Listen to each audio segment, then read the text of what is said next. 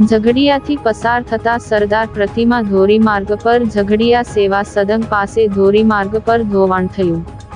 Jhagadia પંથકમાંથી overload ખનીજ વાહનોના કારણે રસ્તાઓ બેકાર થઈ રહ્યા છે. 2016ના વર્ષથી ઝઘડિયા તાલુકામાંથી પસાર થતા 4 માર્ગીય સરદાર પ્રતિમા ધોરીમાર્ગનો વિસ્તૃતીકરણ થઈ રહ્યું છે, પરંતુ હજુ સુધી કામગીરી પૂર્ણ થઈ નથી.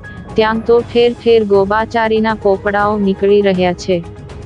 ઝઘડિયા 4 રસ્તાથી સેવા સદન વચ્ચે નાળાની પાસે ધોરીમાર્ગ પર પ્રથમ વરસાદે જ ધોવાણ થવા પામ્યું છે.